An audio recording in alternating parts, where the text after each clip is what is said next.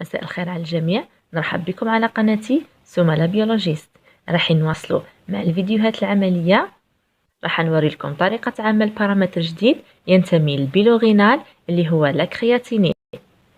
وكالعادة لازم نعطروا لساننا بالصلاة والسلام على النبي المصطفى. كما راكم تلاحظوا هذه هي العلبة التي تحتوي على محلول لاكرياتينين، وفي الواجهة الأمامية لاحظوا مكتوب لا تمبيراتور وتكون من 15 حتى 25 ديغري وتاريخ انتهاء الصلاحية والفوليوم باسكو عندنا دو فلاكون ولي دو يكون فيهم 100 مليلتر. أما من الداخل راح نلاحظوا تواجد 3 قارورات، قارورتين متشابهتين وقارورة صغيرة، الأولى A والثانية B، وحجم كل واحدة 100 مليلتر من المحلول. وأيضا لو فلاكون صغيرة اللي تمثلنا المعيار أو لي طالون ونسموها القارورة C، ويكون التركيز تاعها 5 مليلتر. والورقة المرفقة اللي تمثلنا لافيش تكنيك واللي فيها جميع الخطوات اللي راح نتبعوهم في لا بريباراسيون.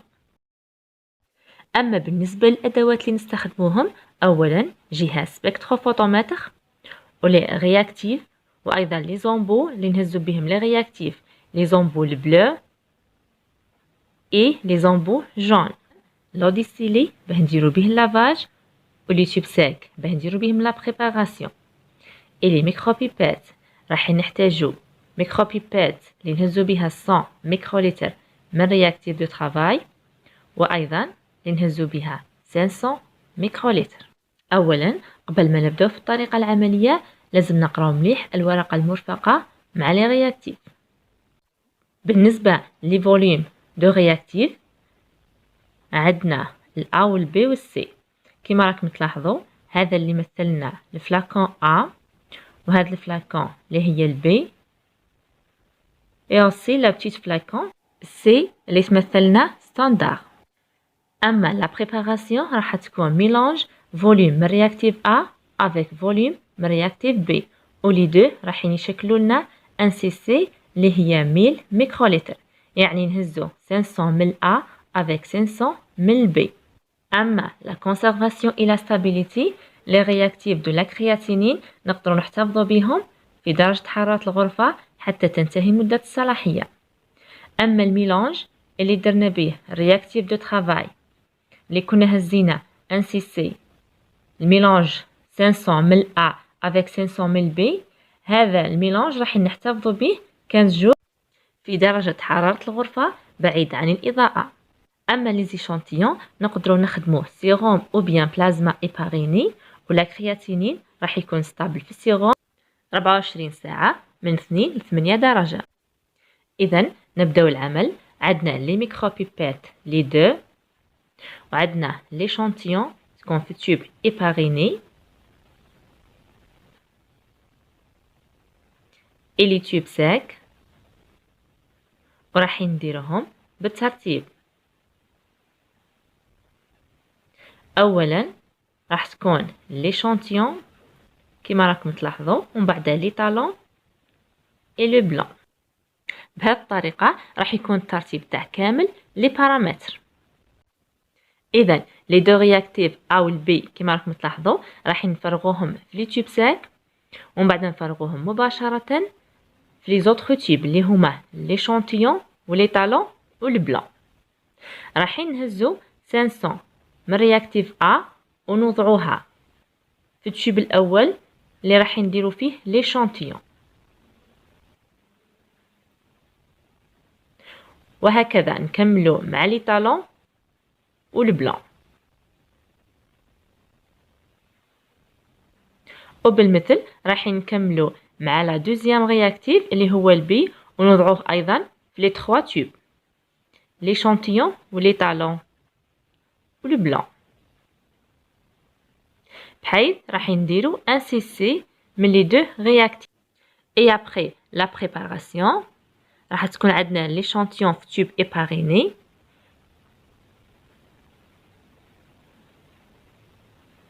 راح نستخدمو لا ميكروبيبات 100 ميكروليتر ونهزو بها 100 وأيضا بالنسبة للستاندار راح نهزو لا ميم كونتيتي ونوضعوها في التيب المخصص للستاندار، ونمر مباشرة البارتي براتيك مع جهاز سبكتروفوتومتر اللي نكونو درنا له ريغلاج عند لو بارامتر دو لا كرياتينين. ومن بعدها لازم نديرو له لافاج بلوزيور فوا بلو ديستيلي. ونبداو اولا بالبلون دون، وهذا يقصد به لو ديستيلي، يعني بعد ما يابسوربي لو ديستيلي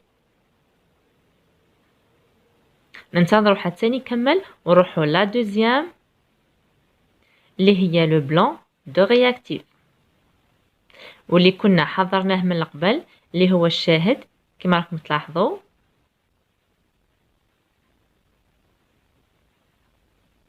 راح يبصربي لو بلون بهذا الشكل وراح ننتظروا للأخير.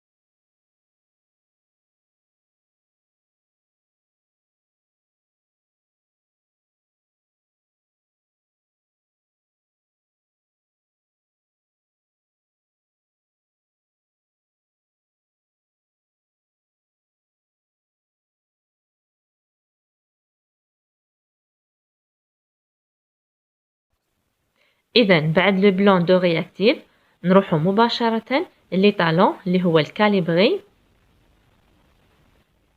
اللي كنا وضعناه في الدوزيام تيوب اللي هو هذا. نهزو 100 مليلتر من الفلاكون صغيرة ونعطيه يابسوربي مباشرة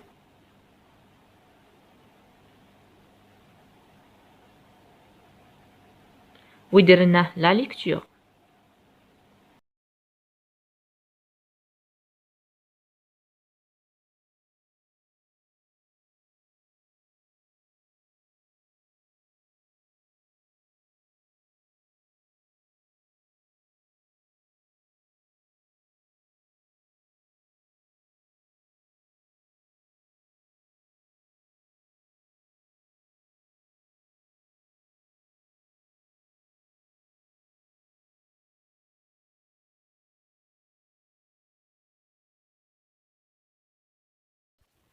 Alors, après le standard, نفوتو directement l'échantillon وتكون أيضا بنفس الطريقة.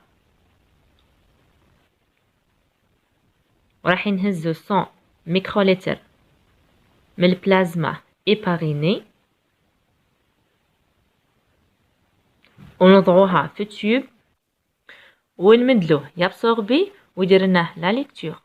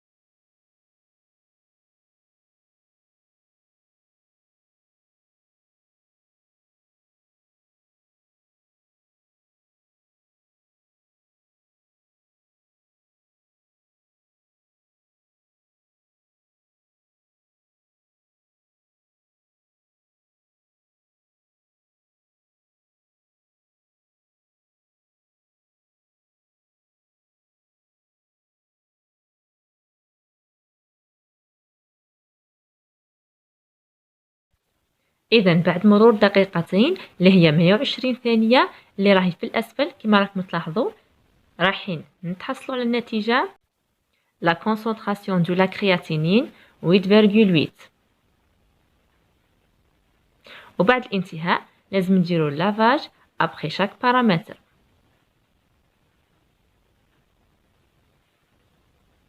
ونمدولو يابسوربي لو ديسيلي بهذه الطريقة.